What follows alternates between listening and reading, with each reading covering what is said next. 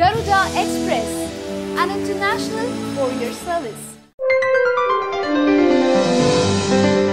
అంతా సద్దుమణిగినట్టు కనిపిస్తున్న ఏపీలో మంత్రివర్గ విస్తరణ చంద్రబాబుకు చేటు తెచ్చేట్టే కనిపిస్తుంది.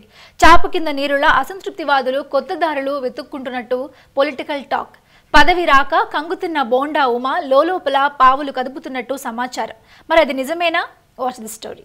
ఆంధ్రప్రదేశ్ రాష్ట్ర మంత్రివర్గ పునర్వ్యవస్థీకరణ తర్వాత టీడీపీ నేతల్లో మంత్రి పదవులను ఆశించిన వారు కాస్త నిరుత్సాహానికి గురయ్యారు.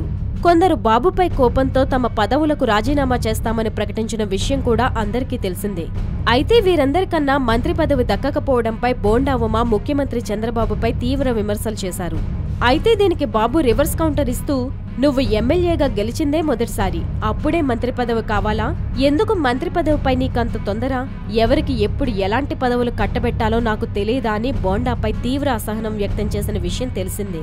అయితే చంద్రబాబు మాటలకు తీవ్ర మనోవేదన చెందిన బోండాకు పవన్ తమ పార్టీలోకి రావాలని ఆఫర్ ఇచ్చారట. అయినా తను మాత్రం తెలుగుదేశం పార్టీలోనే తిష్ట వేసుకుని కూర్చున్నట్లు చెప్పుకొచ్చారు. దీనిపై కాపు నాయకుల్లోనే సెటైర్లు వినిపిస్తున్నాయి. అసలు పవన్ కళ్యాణ్ ఇంతవరకు ఏ పార్టీకి చెందిన నాయకుడిని తన పార్టీలో చేరాల్సిందిగా పిలవలేదని, అలాంటిది బోండా ఉమను ఎలా పిలుస్తారంటూ ప్రశ్నలు కురిపిస్తున్నారు. మరోవైపు బాబుపై తీవ్ర అసహనంతో ఉన్న బోండాను పిలిపించి చాలాసేపు మాట్లాడారట.